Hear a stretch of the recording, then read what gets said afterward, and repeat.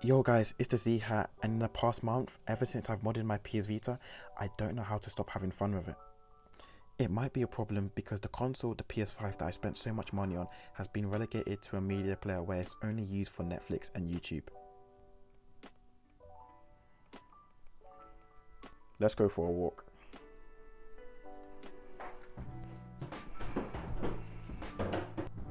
The portability of this console is probably its best feature, non-modded or modded.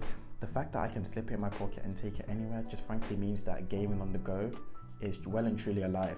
I put this in my crossbody bag, jumped on a plane to Sweden, took it out on the plane and just jumped in and played all these iconic games from the PSP era that I missed just because I never had a PSP. I was a big handheld gamer, and for my 10 years of having a PS Vita, these were the only physical games that served me. I couldn't really have all of them installed on my PS Vita at once because of this guy.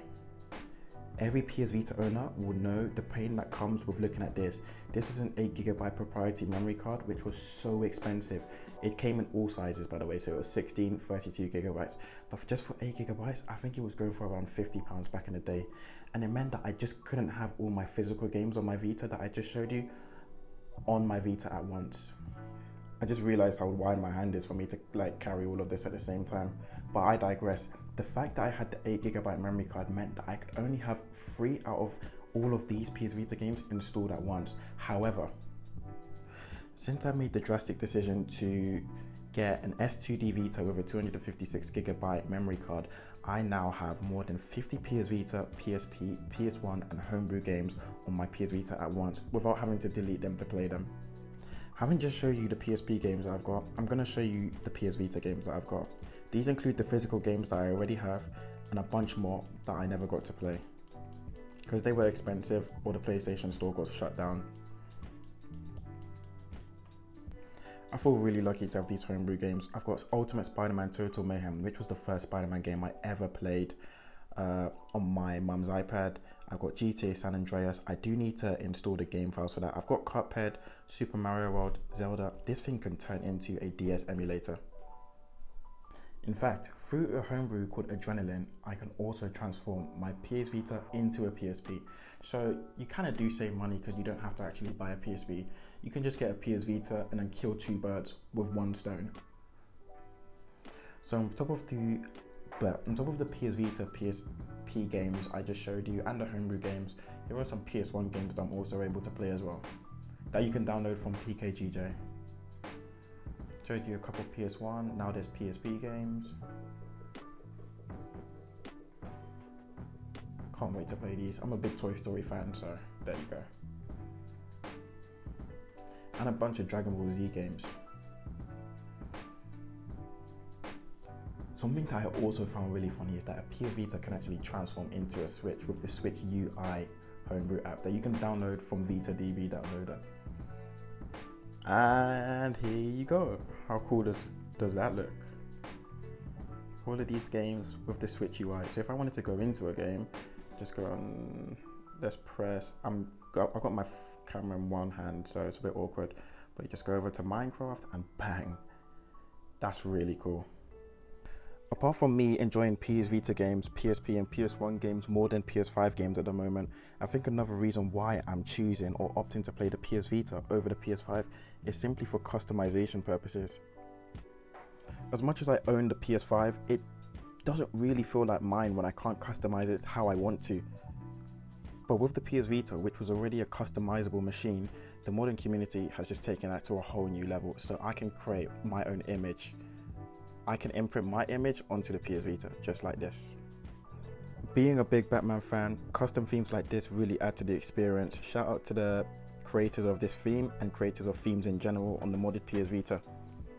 Messing around with custom themes has taken up a lot of my time, dare I say more than actually playing the games itself, and it just adds to that experience and makes it a little bit more personal. Here are a couple more. This one's a Coraline theme, my favorite animated of all time. My favorite animated movie of all time, I should say, along with Toy Story 3. A lot of these themes do play music, but because I don't want to get copyrighted, I'm not going to play them. But here, this should be enough for you guys. For all the anime lovers out here, shout out to you guys. I'm a big one too. We got a Toji theme as well from Jujutsu Kaisen. When I say you can mess around with thousands of custom themes and make the PS Vita your own, you literally can, and you can create them too. Here's another one that we've got, probably one that you've seen a lot, The Last of Us Part 2 theme, personally my favourite and one of my favourite game franchises of all time. So if you're creative and have lots of custom themes, you can really just keep changing the way your PS Vita looks. Back in the pocket because you're portable, my friend. Now I feel like I'm just showing off with the portability of this thing. I don't really feel like they make consoles like this anymore. And it just fits right in your pocket and it's so easy to just take with you. It's so portable and the design is so premium. I genuinely do think this is the best looking handheld of all time, the PS Vita 2000. So unlike when I'm playing console games, I can just come outside, sit down and play iconic games and just games in general on the go in my garden. How about we play some Sonic Rivals 2, just because I've never played this game before and I love Sonic. Firstly, just making sure my PS Vita is overclocked, which means that I can run PS1, PSP, PS Vita games and Homebrew games at much higher frame rates and a lot smoother than they usually run. Also just making sure that my LCD OLED plugin is working. So what it does is it sets the LCD screen to an OLED emulation model, basically transforming my PS Vita 2000 into a PS Vita 1000. PS Vita 2000 plus 1000, 3000? Do I have a PS Vita 3000, guys? You tell me. Anyway, let's play some Sonic Rivals. So I have stated that I'm using my PS Vita more than my PS5, and most of that is due to the games. I feel like I'm kind of moving away slowly at the moment from games that are like 60 hours long and games that have like a lot of microtransactions and battle passes. Currently, I'm finding a lot of comfort in pulling out my PS Vita and playing cute games that remind me of my childhood and why I got into gaming in the first place. Let's play Silver, because he's my favorite hedgehog. Me preferring the PS Vita over PS5 is not a diss to PS5, because I am looking forward to a lot of games that are coming out in the near future, such as Little Nightmares 3 and Reanimal.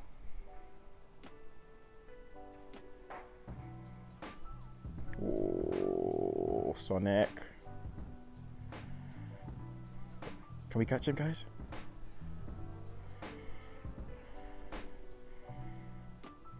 Let me know down in the comments how you're feeling about the PS Vita as well. Is it making a revival for you in your life?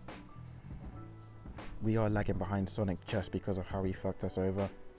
Excuse my French, guys.